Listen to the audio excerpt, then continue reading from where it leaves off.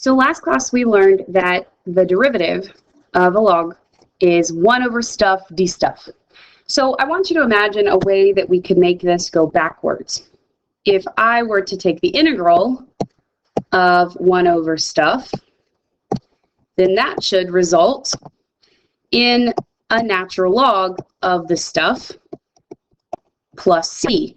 The only catch to that is that we're going to throw some absolute value bars around that stuff because the absolute value bars are going to force whatever's inside that logarithm to be positive to fit within the domain of a natural logarithm function.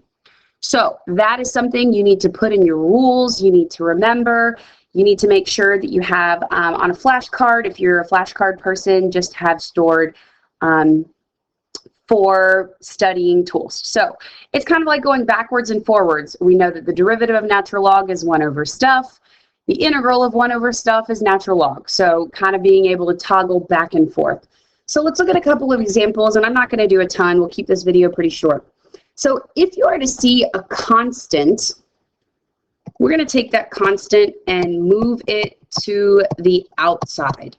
So my constant will stay, and knowing my antiderivative rules of integral 1 over stuff is going to be the natural log of the absolute value of stuff.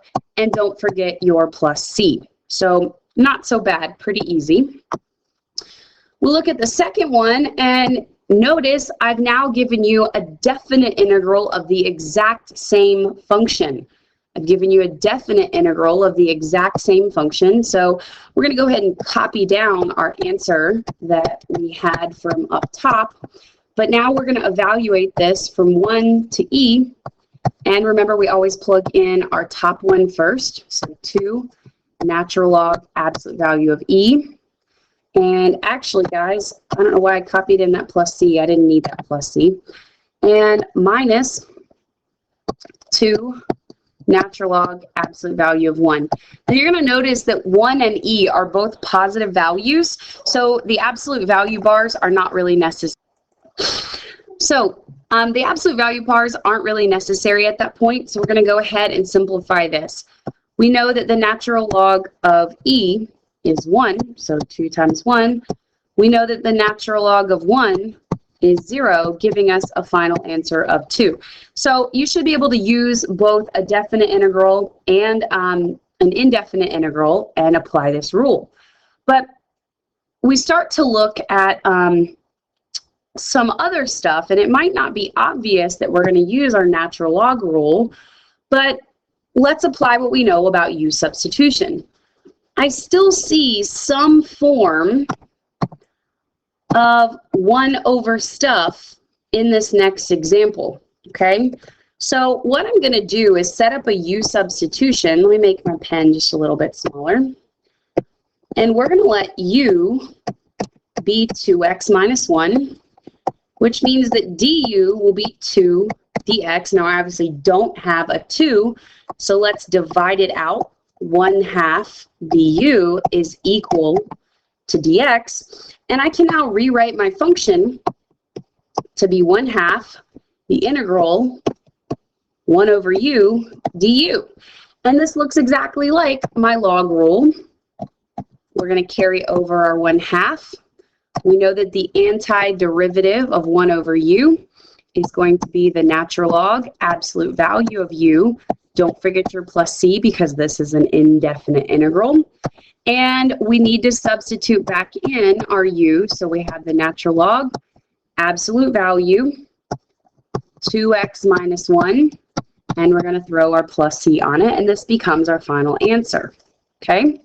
So really what we're looking for when we're working backwards with our natural log is I'm looking for 1 over something. And I look at this next example and I see, oh, that does not look like 1 over something. But maybe it is. Let's think about our u substitution for a second. If I let my u be the bottom, x cubed plus x, du happens to be 3x squared plus 1 dx. And then this entire big nasty thing kind of folds up into 1 over u du. And we know their antiderivative is natural log, absolute value of u plus c, and I need a plus c because it's an indefinite integral. So what looked like a really gross problem ended up only being a really simple u substitution question. So notice now I'm throwing a bunch of stuff at you. You're seeing indefinite integrals, you're seeing definite integrals, you're seeing u substitution. What's really cool is kind of this next example, because we're now going to get to the challenge question.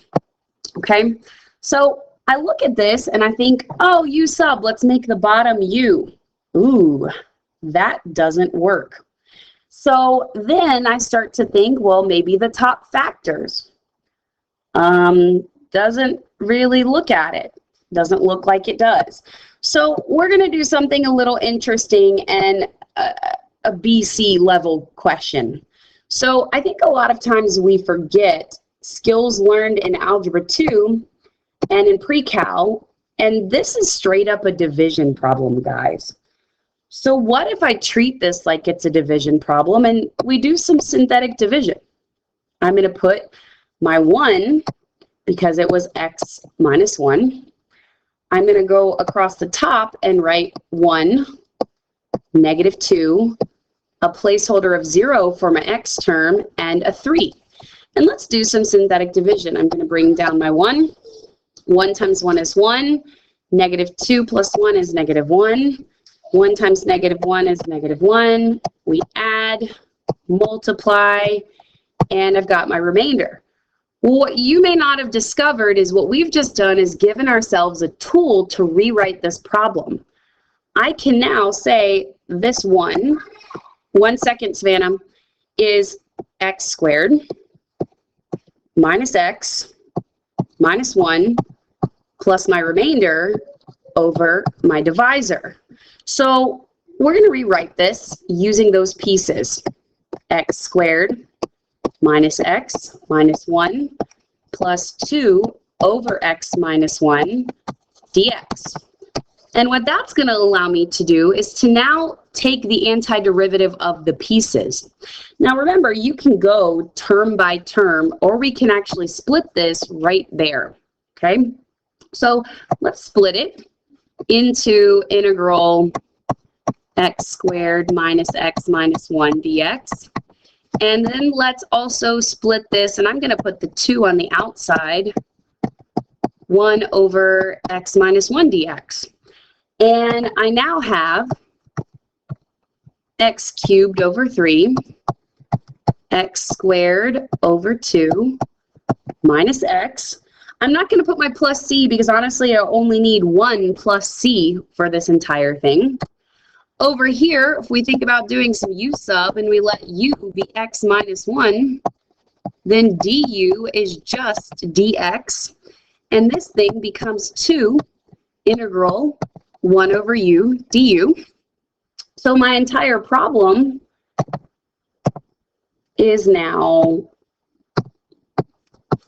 x cubed over 3 minus x squared over 2 minus x plus 2 natural log absolute value of u, and I'm going to go ahead and throw the x minus 1 in there. And we only need 1 plus c for this whole thing because each integral produced a plus c. 1 second, Savannah. Each integral produced a plus 1, or excuse me, a plus c, and so c plus c is just a new c. Now, just as a quick side note, something you might see is this answer could be written one other way. So this is perfectly an acceptable answer that I've just thrown on the screen right here. But I want you to remember properties of logs says that this could be an exponent.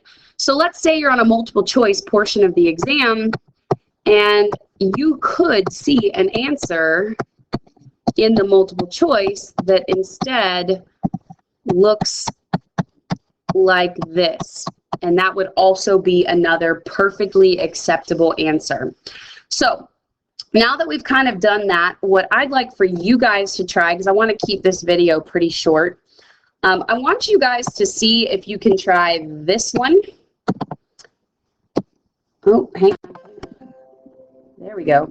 I want you to give this one and this one a go, and see what happens. The second one is more of a challenge problem, so I'm only asking you to do the 2, and we'll pick up right there once we're in class next time.